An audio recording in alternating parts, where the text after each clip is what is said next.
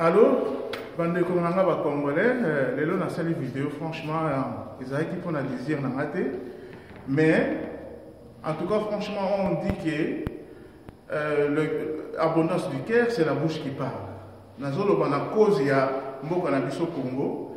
Suite, il y a annonce Oyo Fachi, président Nabiso Félix Tshilombo Tshisekedi, a annoncé que pour ça, il y a Mbunda, ils ont sous-souté, asile, pour la IDPS, ils ont sous-souté, il faut que les Congolais,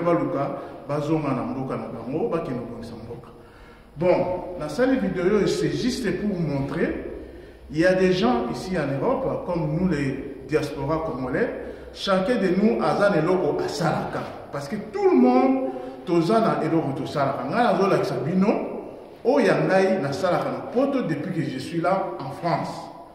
Il y a mon azol Sabino, chacun de vous, na kosenga na bino ba congolais, au lieu que na internet na sima o bando komo bando finga na ba interview ezangatina. Donc il faut se montrer qu'est-ce que tu fais ici en France. Oh que Congo lelo et Congo zana posa na yo. Il y a un président na biso Félix Tshilombo à lobby que azana posa ya ba diaspora o bazar na capable ya kokende osala asengi retour forcé. Si tu es capable, nous avons d'abord, et puis tu as la cima, nous avons d'abord, depuis que je suis en France. Regarde, on a la salaka, na immeuble Oyo, na sali informatique, na électricien, na salaka ça, na sali B, on va bien en B informatique. Ça veut dire que le câble informatique est awa. Dans une câble, et ça a 3 modules, il y a 24 noyaux. Donc, nous sommes capables, ceux qui sont dans Congo, Moussala et Monani, na Kende, na Moussala, Moussala, na Oyo. Donc, patron, Oyaza a pessinga courage, a pessinga confiance pour la Salaka. Vous comprenez? Donc, c'est ça le problème. Le problème, ce n'est pas que tu incites les gens sans cause. Peut-être aux Anaïdété, Fandanier, Oluka, peut-être Félix Tshilombo, président Abiso, Aluka, Abomse la Yomboka. Mais Kofinga, ils ont la solution que Baninga Nangaba, Congolais. Voilà. Ceux qui voyaient la fibre, voilà, on a sali avec fibre, on a relaxé Sabino. Regarde. Oh, il m'a bien Abiso, ils ont la fibre, ta fibre en gros. Dans les laboratoires orange, dans la troisième sous-sol, voilà le travail que je fais ici en France. Regarde. Est-ce que Oyo, il y a 6 niveaux. 6 niveaux mobimba, ils ont la sali pour l'informatique. Juste pour l'informatique. Ils ont 6 niveaux. Mais Oyo, ils ont 3 modules. Ils ont 63 postes et Internet. Ils ont câblé de gauche à droite, des noyaux. Ils ont électricien. Ils ont électricien à Roluka Amon. À part ça, voilà, on a Sabino noyau. On a câblé. Voilà. Voilà, ils ont poste de travail, un poste de travail. Ça veut dire que le câble est awa, nyons tout. Dans une câble, comme ça, net salle où ils ont occupé au moins 60 personnes qui vont travailler dans le bureau. Voilà où nous sommes dans la salaka. Vous comprenez là, nous sommes dans la salaka. Attends, je vais allumer. Et à part ça, nous sommes dans la salaka. Voilà. On a la salaka yango. On a la salaka yango. Voilà. Na pelisi minda, voilà minda na salaka. Musala on a la salaka ya courant oyo pays nanga ezana posa na ngai yango oyo. Oyo ke nazoke lelo na sali na ti digicode. Na koya boye un jour so musala sili ba messieurs aux so na posa te parce que musala ça qui pour tout na foutu on t'a pas payé. Ah, je t'ai payé, bon, qu'est-ce que tu cherches? Donc c'est fini là-bas.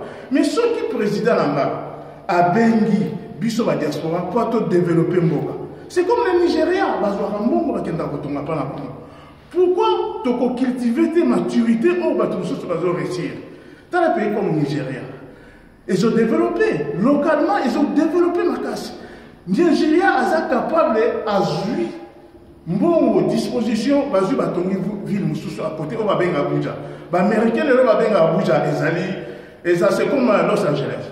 Vous comprenez? Donc il faut tout dire que barater babiloko ezamatina soko monique aux capables kendete ya ko développer mboka na te fana ni oli ko banofinga to kita na se nakolakisa bino immeuble oyo ndenge ezalaka na ebandeli comme nabendaki bakable ndenge nasalaki makambo nyonso de façon comme naza wana nayebisa bino soki bamoyen ezaki nazongi lelo na mboka nazwi baemployé local moto amonani babayeur de fonds oyo tolobaka ke bainvestisseur soki baye naza capable ya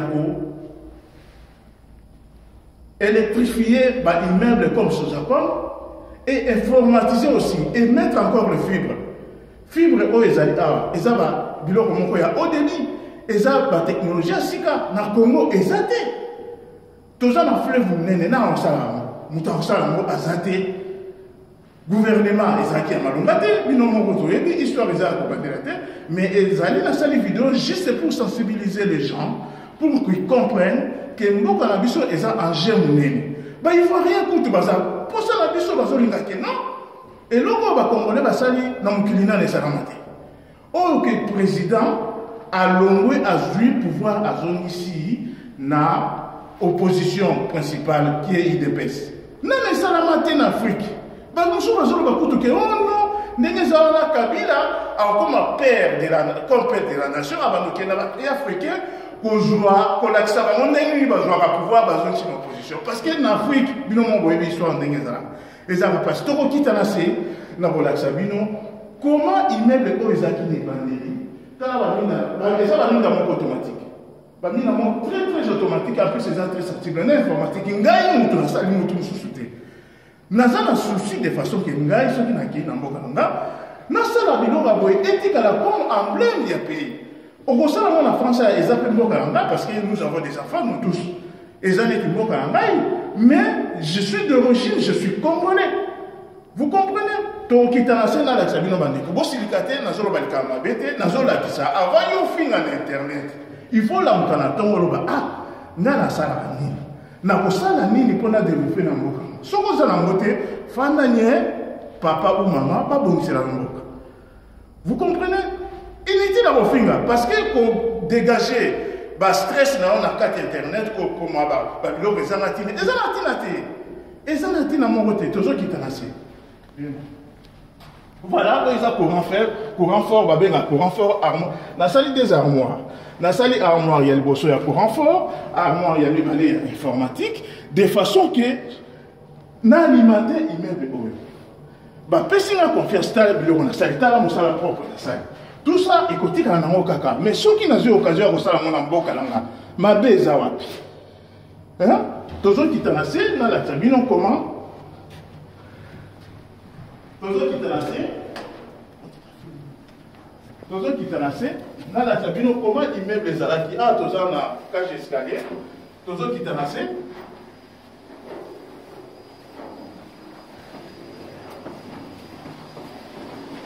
voilà toza na se la clé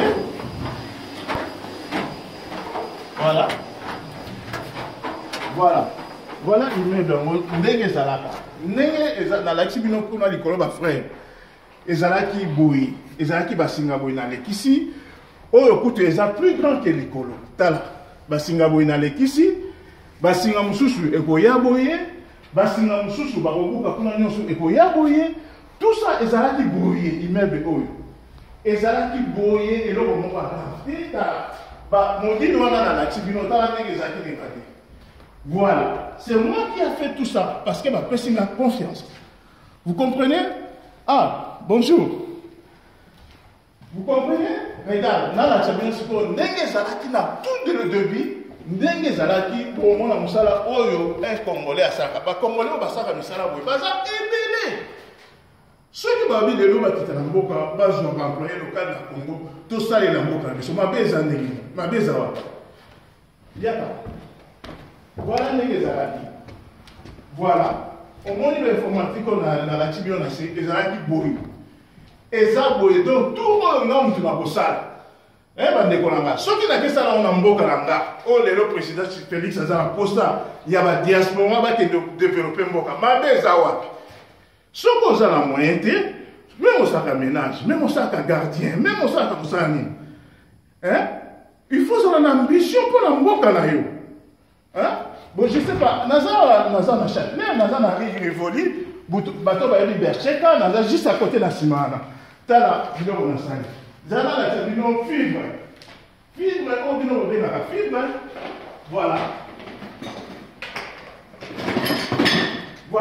voilà fibre ezalaka boye nga mutu na kokable yango mutu mosusu te na kosala nyonso oyo tu oyo mutu électricien ya poto ingénieur ya poto asalaka nazosala yango tu alors bandeko olie ke tozala banationaliste kaka ya kolia koluka batinga na Russie okomoluka fufu batinga na Singapour okomoluka soki olia matembele nini parce que oza nationaliste congolais nationaliste suka na kolia te il faut ozala na ambition politique ozala instruit soki oyoki appel soit oza na démocratie soit okoboya soit okondima mais c'est inutile à kofinga parce que ezo dénigrer mboka na biso parce que na moment où toza na cadre ya réconciliation mutu moko andimaki te parce que bénédiction ndenge yaka na bénédiction soko osambeli kongola lela nzambe pesa ngai boye mboka na biso nzambe sikoyo aye na bénédiction ya nzambe baninga eyaka tout droit boye tozomona jamais. Et il y a d'une façon, il faut un discernement pour comprendre que non, les Congo, ils ont la béni siko. Il faut faire la nanounie avant ça va vider ça va non mais non, et ça va tiner bandé.